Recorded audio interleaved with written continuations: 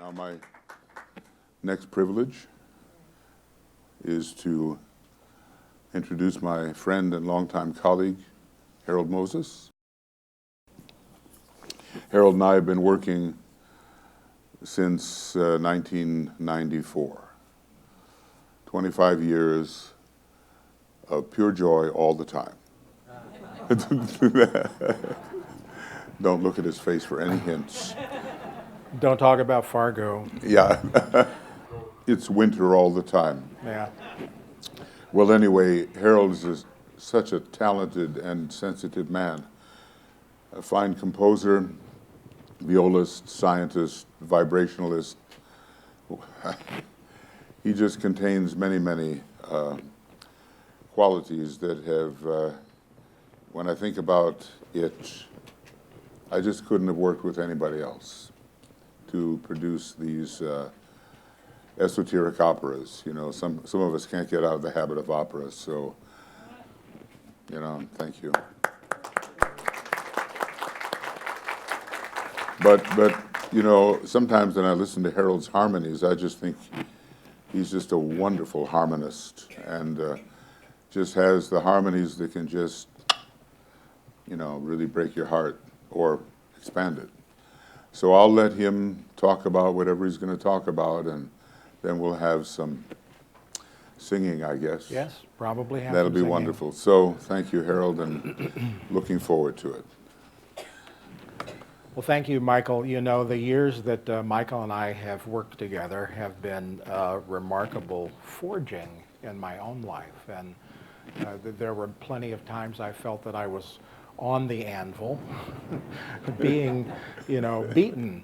But it's actually, you know, worked out. Much of what I've discovered about harmony has been a result of the work that we have done together. I remember in the early days saying, you can't do that. You can't do a chord progression like that.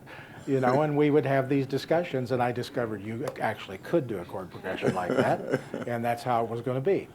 So we've had a long relationship of really exploring how harmony works and what it is that brings music to life, and especially working in a MIDI environment where everything is based on samples, eventually having recordings of singers. All of that played into a lot of my own ideas about how orchestration can be done in a new way. It also gave me incentive to discover new ways for chords to relate and really examine chords in terms of the mathematics of the chord. During the time that I knew that I was working with Michael these many years, I've done a lot of research, really not because I tried to be a researcher, but because stuff just kept coming at me and I had to figure it out. During that time I discovered the interval of the perfect fifth.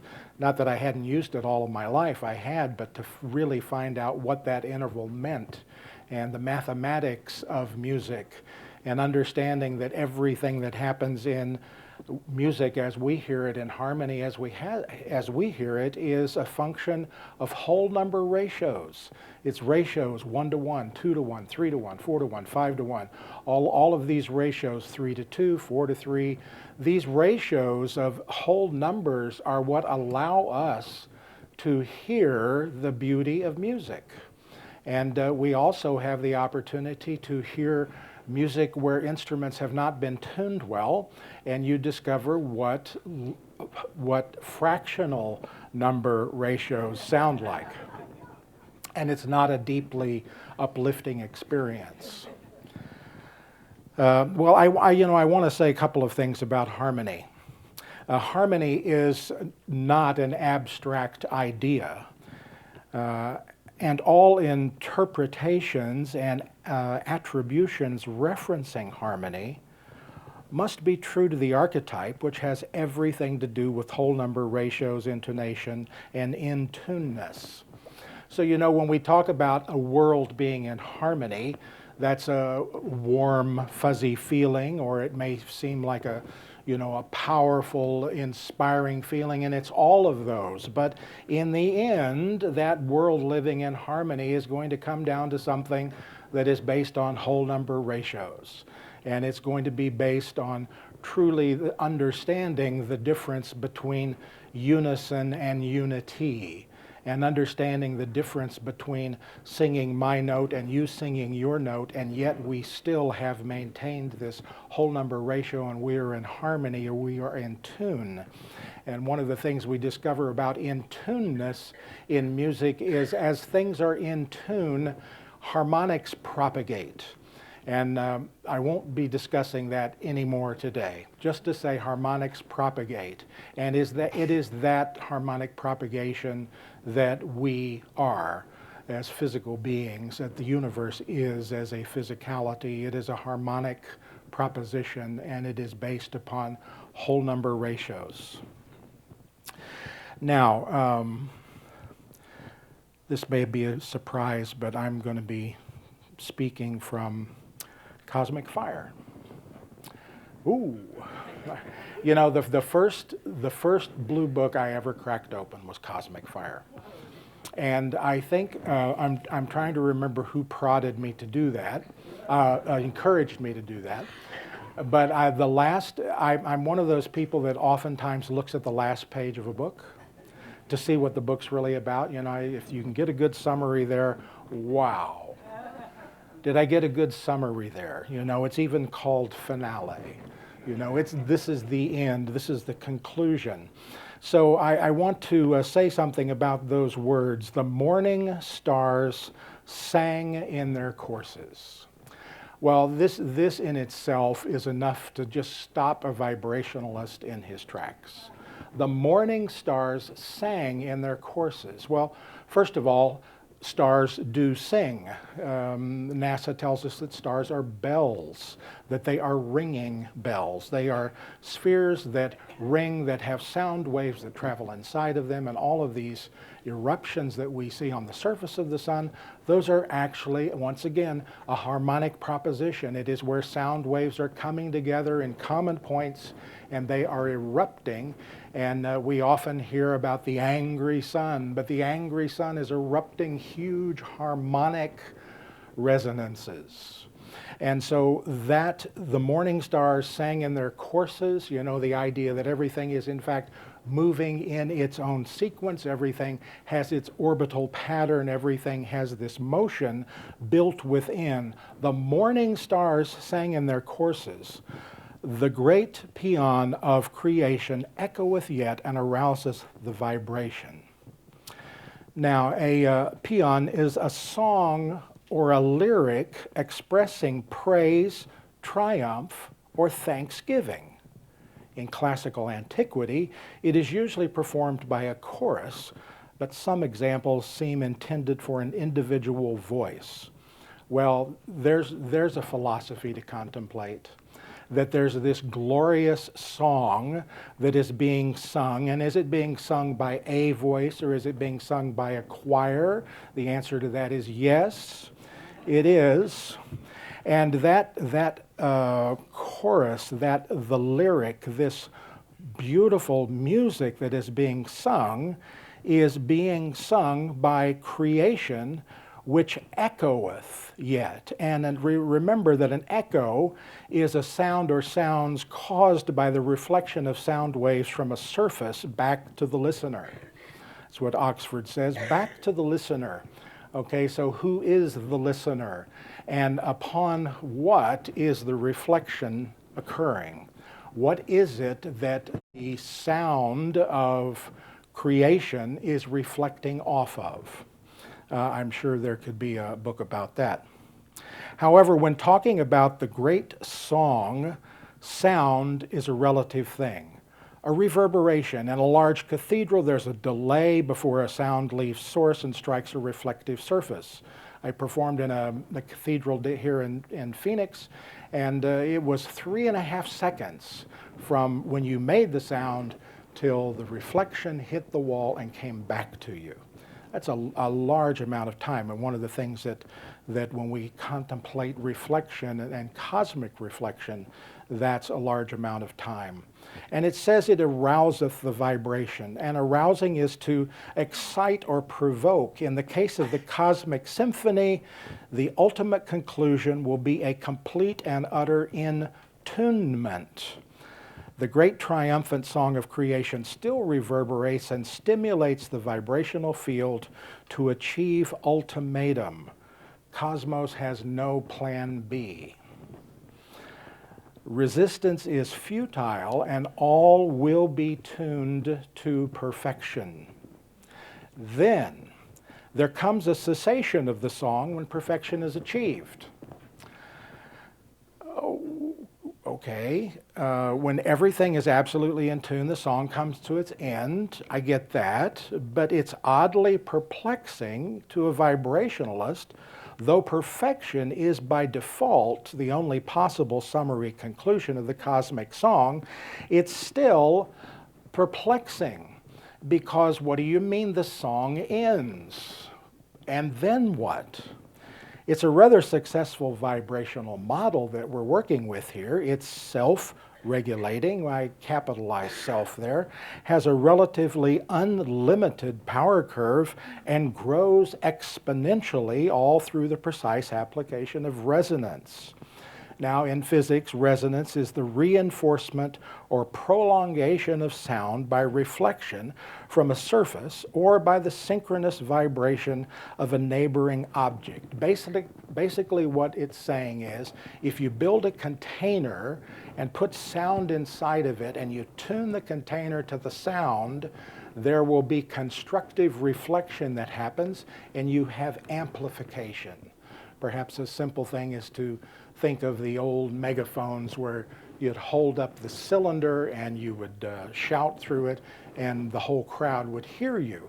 You've created a container to amplify the signal so that when it comes out, there's more of it. So that is what the resonance leads to. And by the way, there was just an article that came out this week that says the universe is expanding so fast, we may need new physics to explain it. The revised expansion rate is about 10% faster than predicted by observations of the universe's trajectory shortly after the Big Bang. This is not what we expected, says a Nobel Prize-winning physicist. It's unclear what's driving this surprising acceleration, but many astronomers invoke a mysterious, repulsive force called dark energy, whereas vibrationalists would invoke a mysterious resonant force called harmony. Thus, perfection is the end game. When all are blended into one full chord, the work is done. Okay, I'm okay with that. One full chord, though. Now that's an amazing chord. And though I have heard some remarkably beautiful chords, this chord is spell-binding. And when I say spell-binding, I might also say spell-bonding. And yes, that includes bacon. Oh, eyes shot open, right. By what I mean by bacon is barium, carbon, oxygen, and nitrogen. All right, and for the record, HGM is there as well: mercury, molybdenum, selenium, and sulfur. You can have all sorts of fun and games spelling things from the periodic table. But the point is, the periodic table is in essence a cosmic songbook. The periodic table is a list, a definition we have applied to the songs that are being sung by Cosmos. And the hydrogen that is ringing, and the selenium that's ringing, the barium that's ringing, all of these elements are ringing. They are elementals, but their root is vibration. I have said many times in my lectures, I believe that matter precipitates from vibration. So it's not that vibration matters, it's that it is not that matter vibrates, it is that vibration matters. So it is this vibratory form that I could even consider it's a chanting proposition. The sound of these chords is both enchanting and enchanting.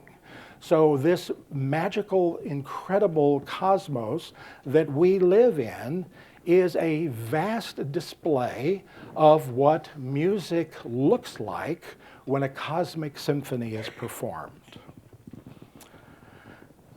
Dissonance in space soundeth yet, discord arises in many systems.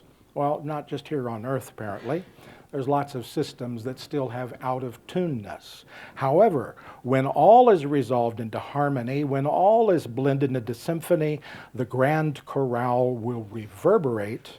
And once again, that bouncing back, reflecting back to the utmost bounds of the known universe, then will occur that which is beyond the comprehension of the highest Chohan, the marriage song of the heavenly man. The marriage song. The ultimate conclusion is a song. The ultimate conclusion is the grand finale of the great symphony, the marriage song of the heavenly man. And I'm interested in wedding songs. So I want to say one more thing, and that is about the word formula, because I used it in my description that we were going to talk about formulas. And the one that I've come up with is one that's spelled form, F-O-R-M, U-Y-O-U, la, all right? And that means that if we bring something to form, you can bring it to form by singing it into existence. So we're going to take a moment now with the rest of this presentation and experience what it's like to use our voices. Can we go ahead and cue this movie up, though? I want to show you a little something we've been working on at our institute. Turn it down.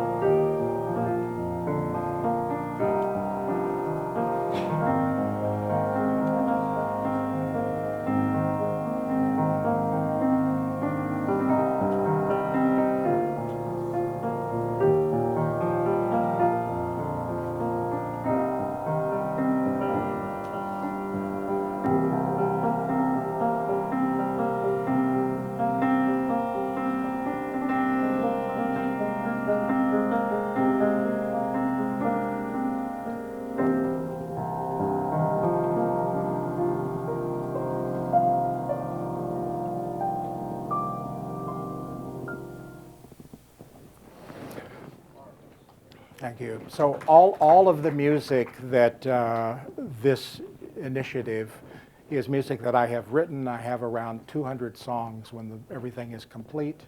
And the music speaks to the human condition and speaks to the human potential and speaks to a world that can be. So we're going to just jump right in. We'll do a real quick warm-up. Just a visualization, you're standing in a beautiful field of green, the grass is tall, and you put all 4 feet down and you bend down as you're about to have this wonderful nourishment from the earth. You want to give thanks, and you do that by saying, moo, moo. One more, moo,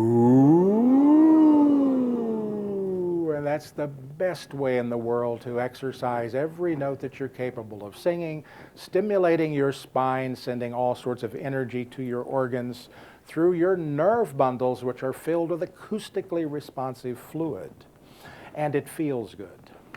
So we're going to start right away with a song called Perfect Love. So find that in your packet. Your packet started out in order. So where it is now will be something different perhaps, but find the one called Perfect Love. Just notice that there is a repeat sign, so we're going to sing those 2 verses before we go to the chorus. Most of you have never heard this song. You'll be surprised how well we put it together.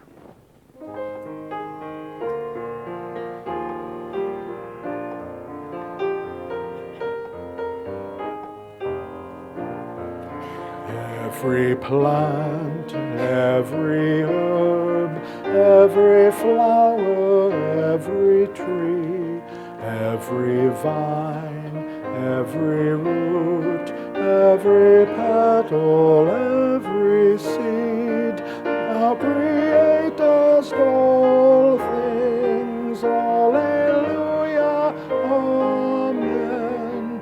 May thy seed long ago planted in my heart now grow.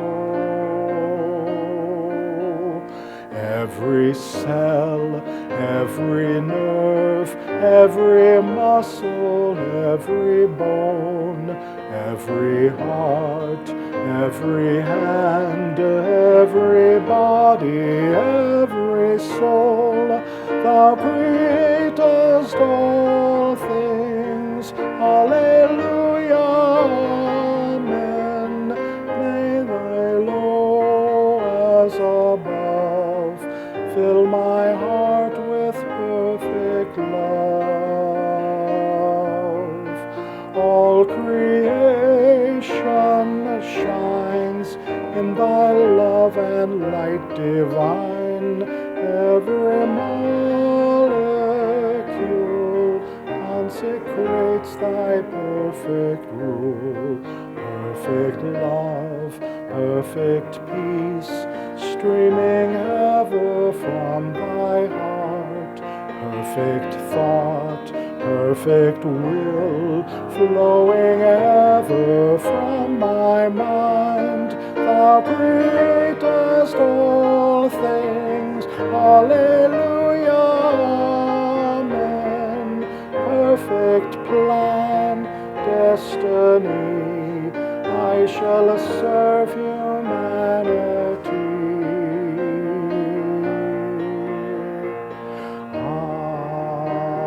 Alleluia,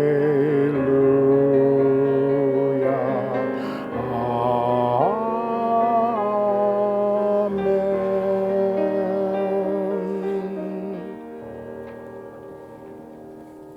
Well, good, good, good.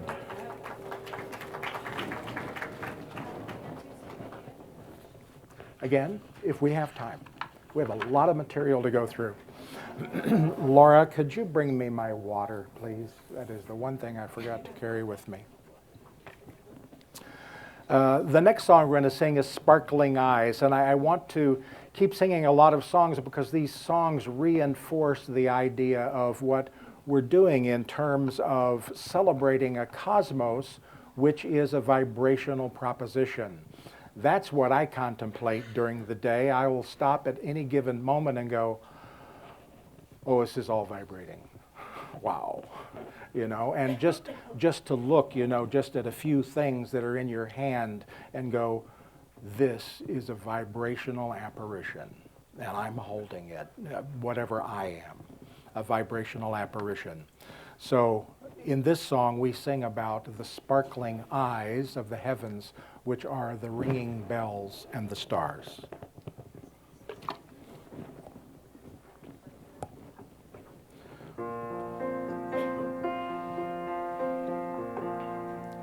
Creation sings thy loving harmony, vibration rings in perfect sympathy. in thine own heart, the radiant purity in thine own mind, the cosmic mystery. The Spirit flows on waves of harmony, entwining a spiral cyclic energy, vibrating spheres, inspiring symmetry, resplendent joy, perfecting unity.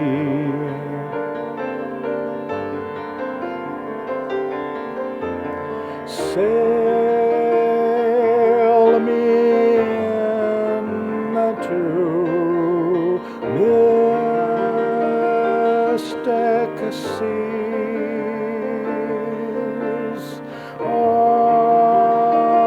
under starry skies.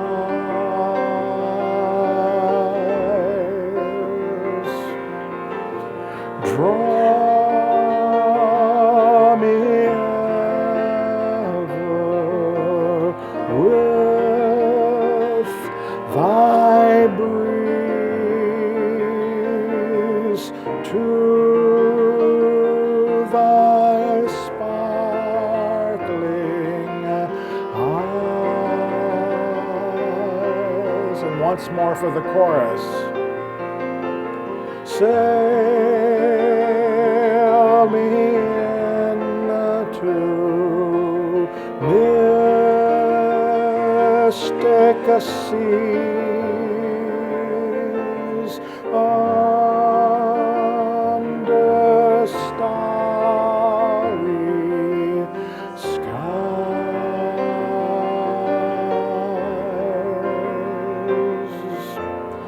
Draw me ever with thy breeze to thy sparkling eyes, thy sparkling eyes.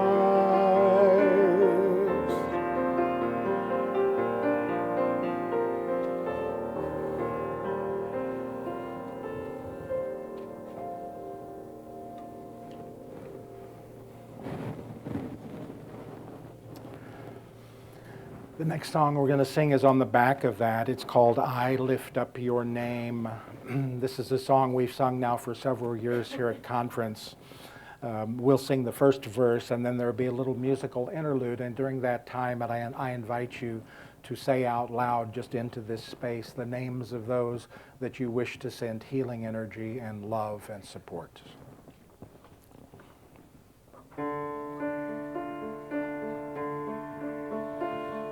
Singing now together in our harmony,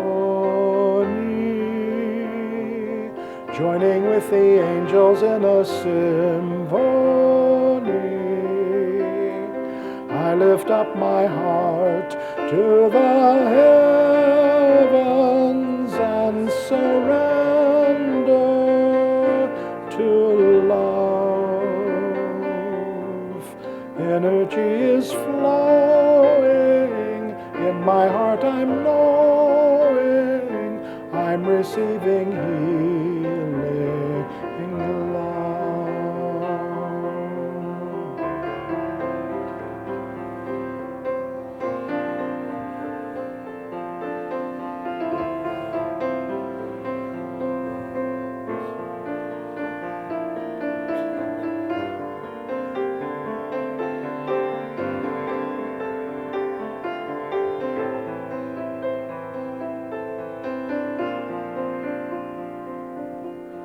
Singing now together in our harmony,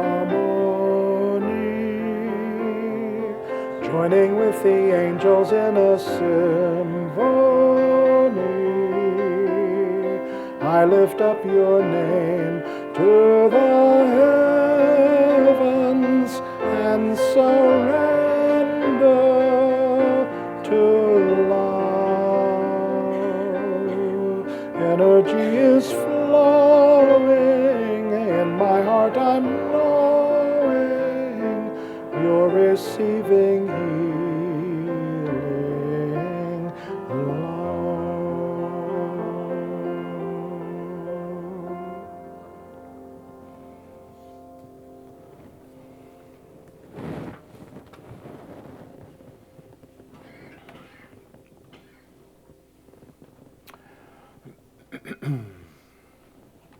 We're going to do one more song together. It's called Increase My Love. I want to take a moment to talk about how this song works. The second measure, you'll see this funny S with a line through it. That is called the sign, or del signe in Italian, the sign. You want to know where that sign is because you'll be asked to go back to the sign. So please note that. Now we go through the whole first page, we go through the second, well actually the whole first page, and then we get to the second page, we have a repeat. You'll see for the chorus it says there's a repeat. And so we do a first ending, and then we go back and sing the chorus again, and we do the second ending. And then when we go to the second ending, we see it says Dies al fine, so that's back to the sign. So we go back to the first page, sing through that, and you'll see a place that says last time molto retard to this ending. So we finish the piece by singing the beginning again. The melody for this is very simple, and there's a robust underpinning of rhythm.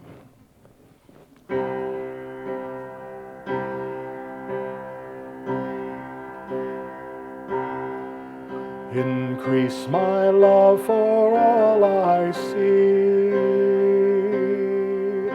Increase my love for thee, for thee.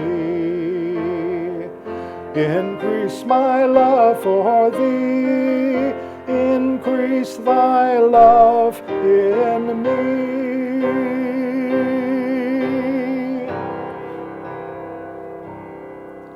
Increase the field of those who long to sing humanity's healing song. Increase the strength of all who share a vision, a street beyond compare, of a world aligned below as above, by the glorious sound, the glorious sound of love, love ever flowing, love ever free, love ever streaming to you, to me. Love ever flowing, love ever free, love ever streaming to you, to me, to the world, to the world.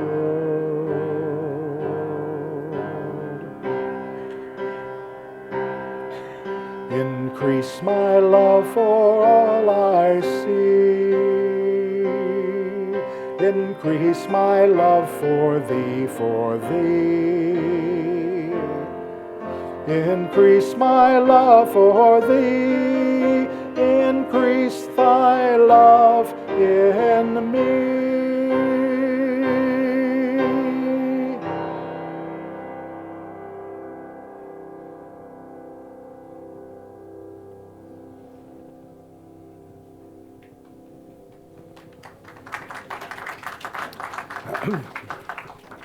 Well, it's a well-named song.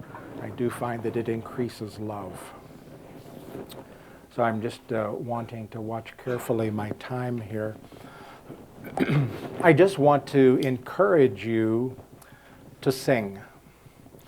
I mean, it's wonderful to sing in a group. You already have discovered that even songs you don't know, you can have a good time singing.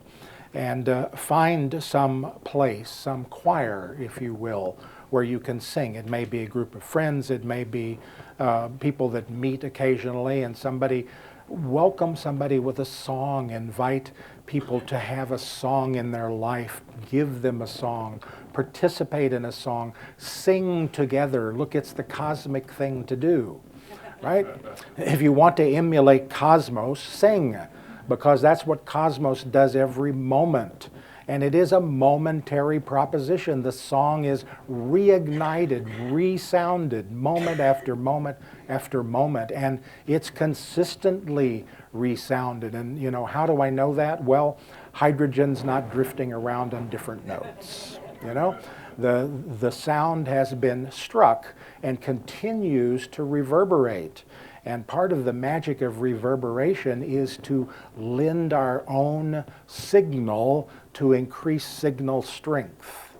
When we are additive in singing to the song of the universe is amplified by our contribution. It's a feedback loop, if you will. And it's fascinating when I think about the sun, just from a physics perspective, to think about, you know, what I grew up hearing, this was a gas ball, right? Well, apparently it's a way much more than a gas ball. One of the things it is a giant ringing bell. We've measured over 10 million tones coming off of our sun. And NASA says that our sun has its own heart note. And Alpha Centauri B has a different heart note. And that's as much as they'll say about it. They will not tell you what those heart notes are. That's secret information. There's a lot of secret information in science about vibration and frequencies that are discovered because they know it all means something. And perhaps my little piece of evidence is going to reveal something to somebody else. So everything is kept very hush-hush. The universe is not a hush-hush proposition. It's a singing proposition. So find a reason to sing in your life, even if it's as simple as, honey, I'm going to the store, you know. Have a little opera moment, you know. We have opera moments around the house when Michael arrives. So sing, let song be a part of your routine. You will be blessed by singing. I can think of nothing in my life that has uplifted and supported me the way that singing has. All right, so I want to conclude. There's a few songs there we're not going to do. But if you can turn to the very last page that's printed, and it's just lyrics for this song.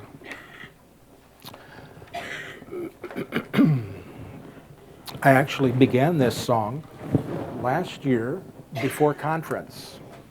And I've sort of dabbled at it through the year, but it's like nothing would come, nothing would finish. And then about 5 days ago, the song finished, it concluded, it came in. So I want to share this song for the very first time. It's called I Sing to Love. You know, I have to say that my inspiration for this song is much like many of my other songs. I hear stuff happening inside. And I hear a melody, and for me, it's always the music that comes first and then the lyrics. I know Michael, lyrics first and then music. But for me, it's almost universally the music first and then the lyric, to the point that if I haven't written something exactly right, I'm playing it right, but it's not written right on the paper, I don't get the last 3 or 4 words. It won't come in until I go through and find all the problems, and then the words are there. So this piece is a very special piece to me, and it's all about singing to love.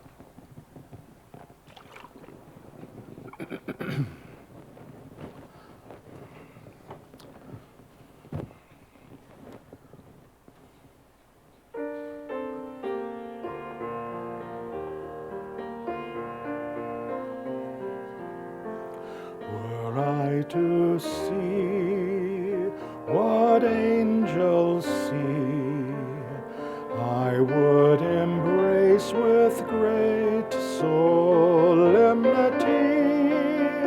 that all I see is loved by God and surely drawn by that love.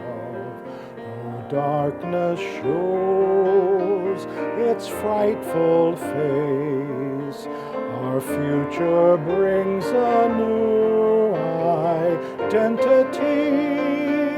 All wars will end, all greed will cease, when love pours forth this perfect peace. There comes a point in time and space when love transforms the human race. All hearts unite, all raise their voice, all sing the song, all will rejoice. The angels sing around the earth, a glorious sound of love's rebirth. I hear the call, I take my stand, I give my all, I lend my hand. I see a world within my mind where love transforms all humankind.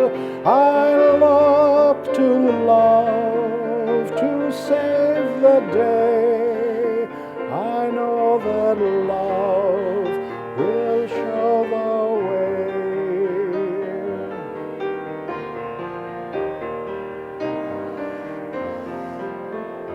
There comes a point in time and space when love transforms the human race.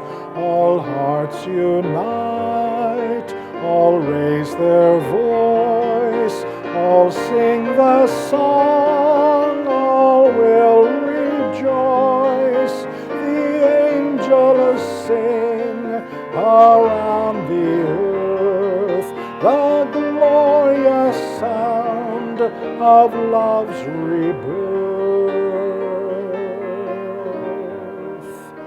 I hear the call, I take my stand, I give my all, I lend my hand. I see a world within my mind where love transforms all humankind. I look to love, I call to love, I sing to love.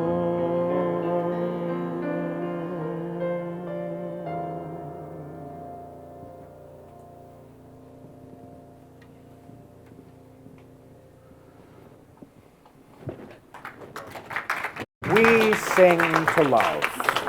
We sing to love. All right, do you want to sing that first song again to you? Yes. Or do you want to sing the song we missed? My Destiny Calls. All right. What's that? We would take that to service, so we rehearse. Okay. My Destiny Calls.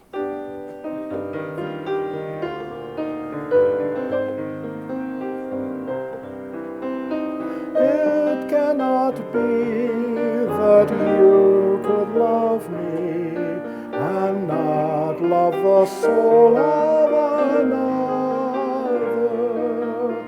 This truth I see as thou lovest me, thou lovest lovest my sisters and brothers.